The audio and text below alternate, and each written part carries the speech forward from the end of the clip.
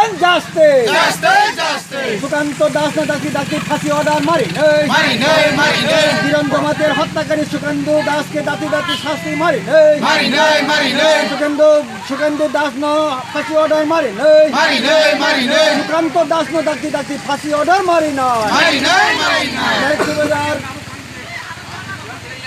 বাংলা শব্দ যে বিক্ষোভ মিছিল করছে যে কিসের জন্য আজকে আমরা মিছিল কেন করলো এটা রাজ্যের জনগণ সবাই জানেন। গত 4 ডিসেম্বর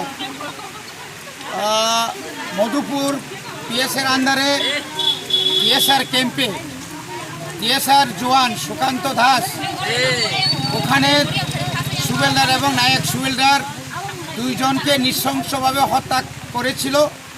তারই প্রতিবাদে আমরা আজকে এই আমাদের র্যালি এবং আমাদের দাবি হচ্ছে অবিলম্বে সুকান্ত দাসকে ফাঁসি দিতে হবে।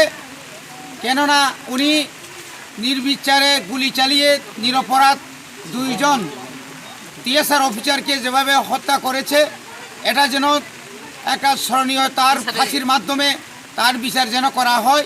অবিলম্বে বিলম্ব না করে তাকে যেভাবে হোক ফাঁসিতে ঝুলিয়ে দিতে হবে, এটা হচ্ছে আমাদের মূল দাবি। এবং দুই পরিবারকে প্রত্যেকটা পরিবারকে সরকারি চাকরি এবং 50 লক্ষ টাকা রাজ্য সরকারকে দিতেই হবে, এটা হচ্ছে আমাদের দাবি।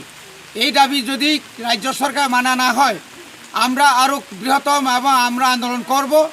এই আজকের যে র্যালি সারা ত্রিপুরাতে হচ্ছে, ঝড় বৃষ্টি উপেক্ষা করে আজকে আমাদের এই র্যালি।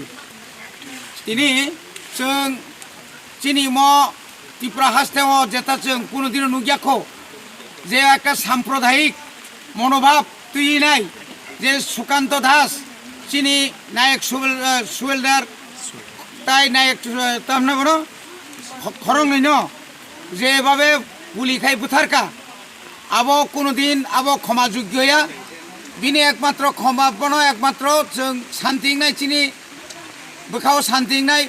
বরং যদি ফাঁসি মানে সুকান্ত দাস যেভাবে হোক বন ফাঁসি মারে নাই, ফাঁসির ওই যে চিনি বরক নিরপরাধ পথার মানি বন বদলা মারে নাই, বদলা হিসাবে বন শাস্তি হিসাবে বন ফাঁসি মারে নাই আবঙ্কা চিনি দাবি। স্যার আজকে যেটা বিক্ষোভ মিছিল করা হয়েছে এটা কিসের জন্য? আজকে আমাদের বিক্ষোভ মিছিল হচ্ছে, আপনারা নিশ্চয়ই জানেন, গত 4 ডিসেম্বর তোলাকোনার টিএসআর ক্যাম্পের ইনচার্জ তথা ওখানের যে অফিসার দুইজন আমাদের জনজাতির ত্রিপ্রাসার দুইজন অফিসারকে মানে সদলীয় তাদের জওয়ানের মানে ওই ক্যাম্পের জওয়ান সুকান্ত দাস যেভাবে গুলি চালিয়ে তাদেরকে হত্যা করা হয়েছিল, এই হত্যাকারী সুকান্ত দাসকে অবিলম্বে ফাঁসিতে সাজা দেওয়ার জন্য অর্থাৎ ফাঁসিতে ঝুলানোর জন্য আজকে আমাদের এই বিক্ষোভ মিছিল। কেননা আপনারা নিশ্চয়ই জানেন একটা সম্প্রদায় আর একটা সম্প্রদায়ের উপরে যে পরিচিত, এটা অনেকে হয়তো মনে করতে পারেন সাম্প্রদায়িক, এটা আমরা সাম্প্রদায়িক নয়। যারা দাবাল খুনি, যারা খুন করে তাদের শাস্তি বিচার করে নয়, তাকে ডাইরেক্টলি ফাঁসি দেওয়া দরকার, এটা হচ্ছে আমাদের ত্রিপুরা মথার দাবি। আচ্ছা স্যার, কত তারিখে তাকে গুলি করা হয়েছে? 4 ডিসেম্বর 4 তারিখ সকাল দিকে। কোনো কিছু না বুঝা ওঠার আগেই সুতির কথা বলে এভাবে নৃশংসভাবে হত্যা করা যায় না।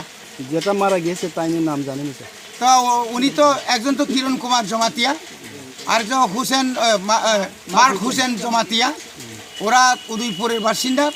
এবং এভাবে তাদেরকে যে হত্যা করা হয়েছিল এটা অত্যন্ত নিন্দনীয়, এটা কোনো ভাষাই নেই, এটা আমরা কোনো ভাষাতে এটা প্রকাশ করতে পারবো না।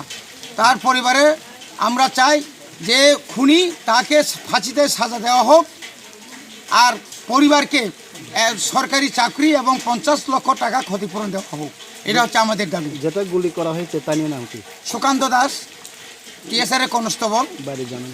বাড়ি আমি জানি না, কিন্তু উনি খুব শয়তান ছিল, ওরাই বলে উচ্ছৃঙ্খল দিয়ে তো হয় না। এভাবে নিরহ একদম 2 অফিসারকে ত্রিপুরাসার 2 অফিসারকে এভাবে হত্যা করা, এটা অত্যন্ত দুর্ভাগ্যজনক এবং এটা আগামী দিনে ত্রিপুরাতে একটা সাম্প্রদায়িক সুরসুরি ছাড়া আর কিছু নয়, যেটা আমরা বাঙালিরা বলে আসছিল।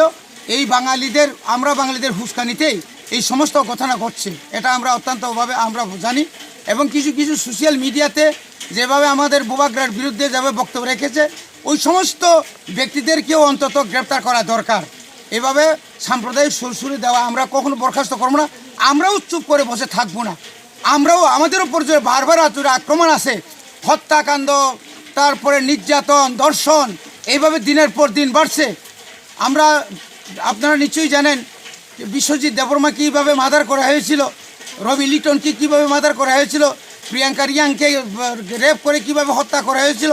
এই যে একটার পর একটা এভাবে কোনো দিন আমরা আর বেশি দিন অপ্রকাশিত করব না।